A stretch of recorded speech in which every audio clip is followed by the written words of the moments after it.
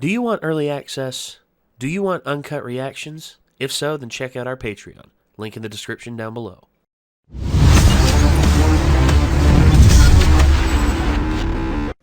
Freaking darkness again, making things more difficult than they need to be. But hey, at least it's not Aqua this time.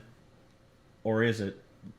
Or has she done something that's caused this, and we're just not aware of it yet? Because that's what it always seems to be. The root of all problems start at Aqua. It's like there's a monster outbreak at this one place, and then all of a sudden it's just like, oh, I remember that place. That's where I put that circle, or that summoning circle. It's like, did you dispel the summoning circle? Well, no. Then it's your fault. It's like, that's basically what we deal with Aqua. Well, it's like they're basically like under the assumption right now that it's Darkness's fault for just having too hard of muscles or whatever, you know. Also, her armor. Well, she was like, it might be the adamantite in my armor or whatever, but the way it looked like whenever I was editing it and saw it again is I think she was just trying to say that to like divert and be like, it's not that I have hard muscles, but it actually is. Yes, it is. It's your fault. But watch it be like, after the fact, it's like, she gets like really, really, really like beat up by the birds and manages to come out pretty much unscathed. And Aqua's like, thank God I did that enchantment on your armor, Darkness. What enchantment? And it's like, oh, the one that blah, blah, blah, blah, blah, blah, blah, blah, blah. And the caravan driver is like, oh, you mean that one that, despite making armor really, really strong, actually is the number one thing that attracts those birds. It's like it basically gives off the scent of adamantite, which attracts those birds. And Cosmo is just like, Aqua! I've changed my assumption about Aqua since the beginning of the show. Yeah. Because the joke was originally she's useless. People are like, she's not useless. It's like, no. She's not useless, but everything is her fault. Yes. If something goes wrong, 100%. it's definitely her fault. So it's not that she's useless, but it's always her fault. Yes, 100%. Sorry, I keep looking for some reprieve from YouTube support because of the nonsense that we've been having to deal with over the last couple days. But I'm not here to complain about that anymore. I'm here to watch. Yeah, I really think you should start trying to hit up bigger YouTubers to see if any of them will help us. I contacted a few people. I sent messages through.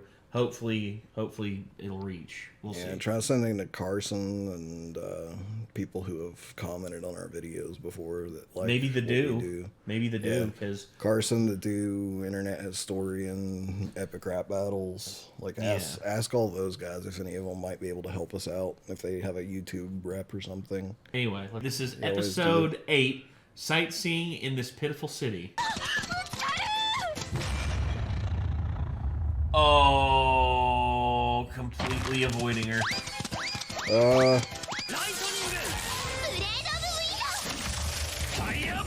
I just realized that one girl only has like a... I did not realize how revealing her outfit was. Yeah. What are they doing? It's like they ran right through the caravan and then turned around.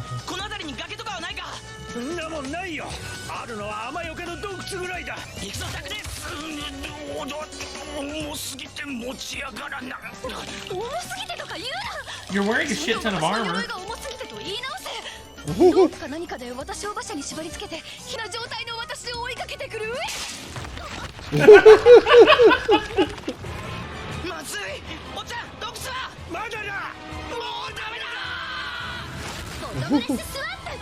Oh. Damn.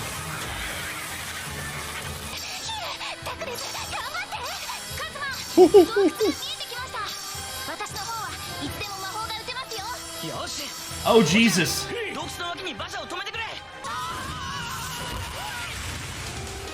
Just yeets her into the cave. Oof. They're all jumping over her. But that's what he was expecting. Now.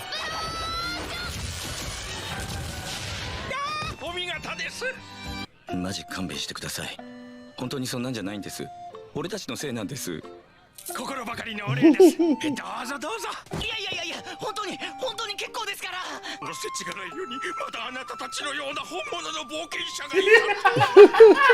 not the case at all. He's just like, I don't want to receive money for something that was my problem.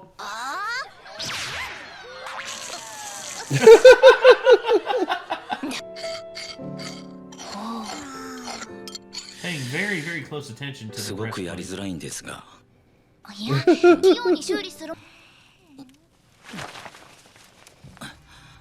Uh-oh. めぐみ、ウィズ、起きてくれよ。でないと俺の顔見れないようなことするぞ。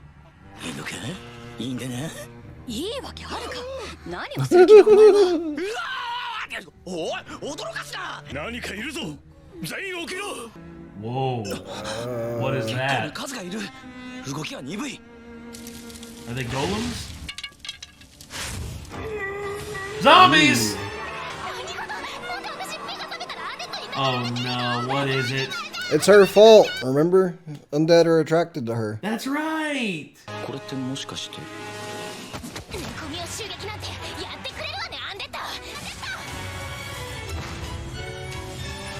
Wait.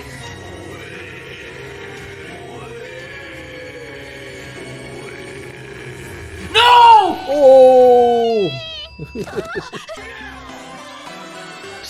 Once again, this is our fault. I can't take any pride in it. すいません。うちの女神がこの場にいなかったら、多分このゾンビたちはわざわざ寄ってきませんでした。いやー、また助けられてしまいました。 No, don't. 絶対に届けません。 Oh, God dang it. poor girl. Why don't you go make sure they're home before you buy a gift? It's actually a very beautiful city.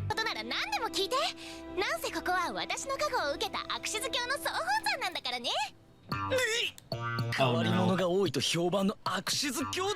I knew there had to be some kind of catch. Yeah.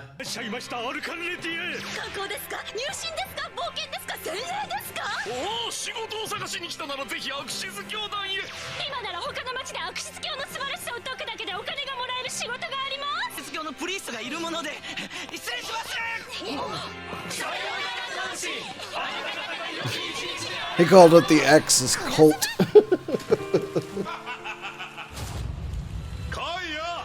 Oh, it's the villain.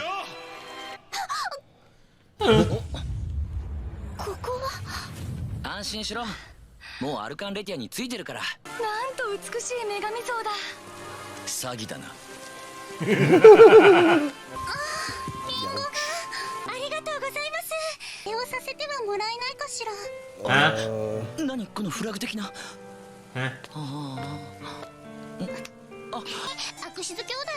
I knew it! Ha! It's a trap. Assault! Assault! They won't take no for an answer. It's just like, help! Help! I'm being assaulted! 私はエリス教の信徒でな。その男を勧誘する気なら一言断ってからに。俺は隠しておけ。まあ、あんまり気にする。 Same trap again.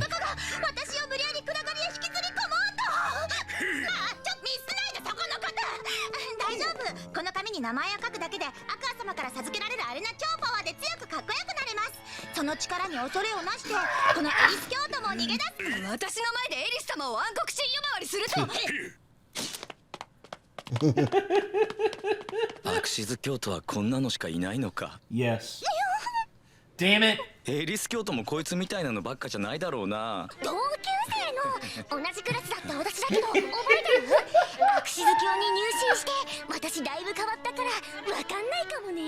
京都のお客様、こちらは当店からのサービスです。ではごゆっくりどうぞ。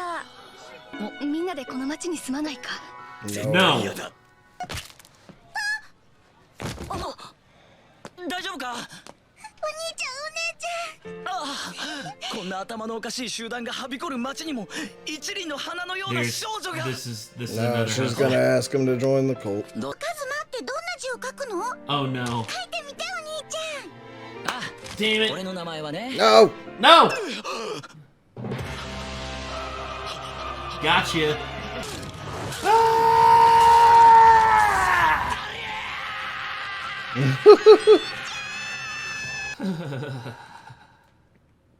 That was a weird episode.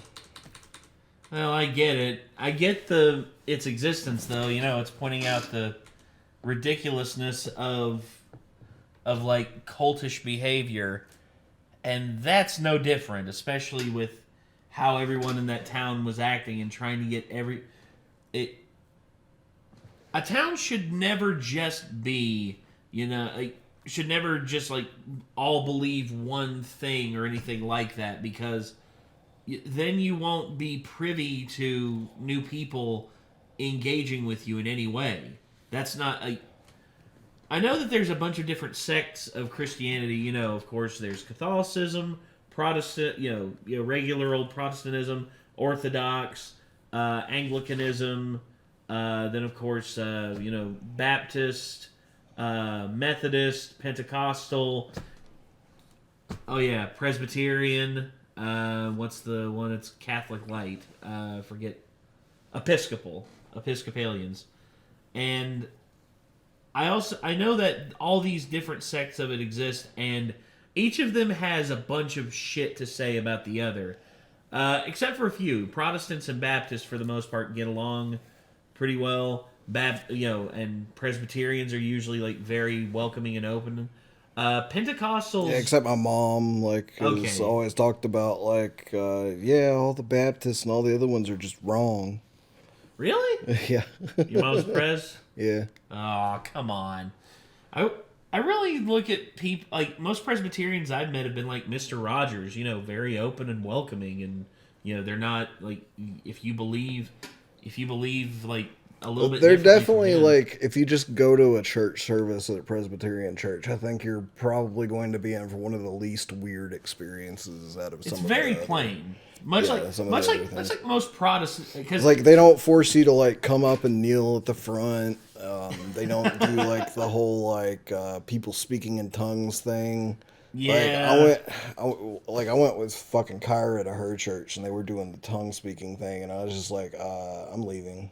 And what was hers? Was it a? I don't remember, but well, like, I was just like, nah. I was like, this is I'm not. I don't buy into that shit. And that's fair. I would say. I honestly think that's some blasphemous shit, to be honest.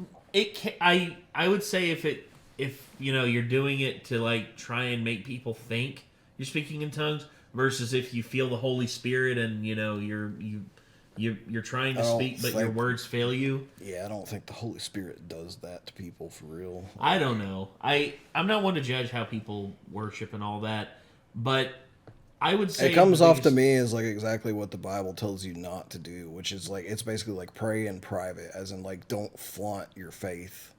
Like, and it comes off to me as like attention-seeking, flaunting your faith in people's face, you know. To a certain extent, yes. Like if you're you know acting pious and pretending that you're better than people in that regard, yeah, that's wrong. And I think God Himself would just be like, no, don't do that. Don't do that. Yeah. You're not better than anyone else. I love you just as much as I love that penniless like sinning atheist over there.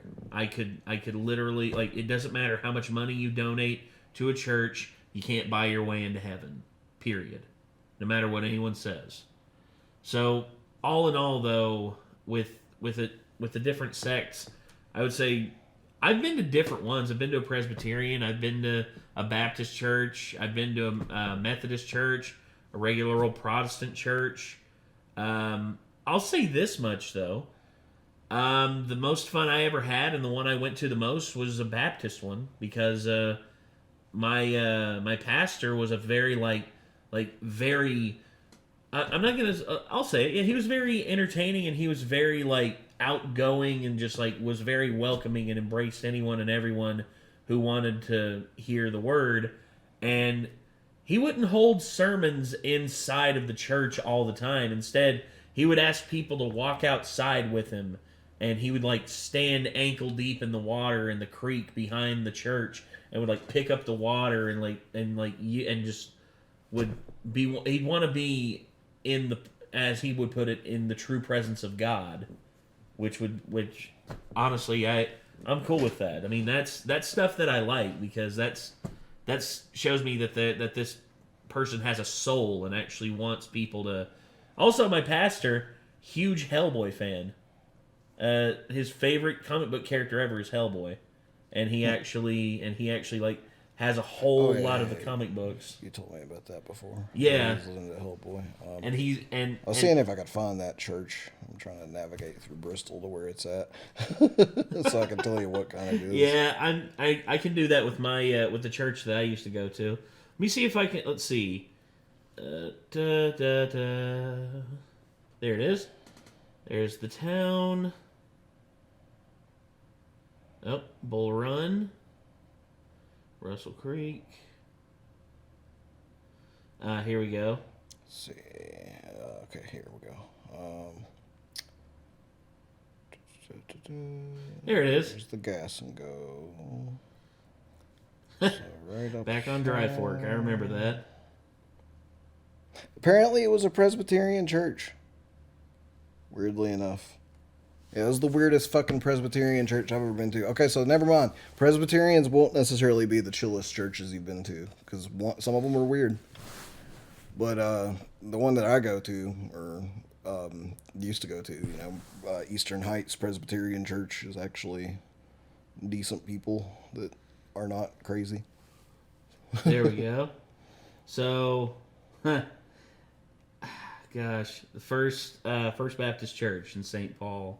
That was the one we used to go to, and that one, dear Lord, like, I miss going there because I miss DJ and his family. Like, he was married with like 4 kids, and all of them were just like super outgoing and a lot of fun to play with and everything. And also just like my cousin Josh and my Uncle Steve and his family used to go there and everything, and we would all just like hang out. And then after church was over, we'd all go back to either one of DJ's house or my Uncle Steve's house, and we'd all watch football together. It was a lot of fun. And weirdly enough, to be honest, one of the best ones I ever went to was actually a mega church in Ohio. Really? Yeah, and like it was interesting because it's like they had an actual band with a drummer and guitarist and bassist and everything. So they played like really like modernized like gospel music, and we just went in, like there was some music and stuff, and then there was like the sermon, and they didn't even pass offering plates that I can remember. So like they weren't like, give us money, I think it was like if you want to donate to the church, you'll figure out how to donate to the church kind of thing. Well, they usually have like a little pulpit at the front where you can, on your way out after greeting the pastor, you can drop a donation in the box or something like that. But it was actually pretty chill, and despite the fact that there was a crap ton of people there, it didn't make me feel super awkward. So yeah, I think it actually made me feel less awkward because I could just kind of blend into the crowd, and I wasn't like called out as like being a new visitor or anything. Yeah. If you go to a small church, like everyone recognizes that you're new, and therefore literally everyone in the whole in the entire what do they call it, congregation, and everyone in the congregation talks to you while you're there. So if you're an introvert, like going to a small church is not the best idea. Well, some churches are very like short with newcomers. They're just like they keep their distance and all that in a lot of cases, but DJ's was always like very welcoming, very embracing. And they could usually tell whenever someone was like nervous or anything like that, and they would basically just be like, "Well, if you have any questions, or if you want to meet the pastor, or if you want to anything like that, just feel free to head up front, and he'll be more than happy to speak with you."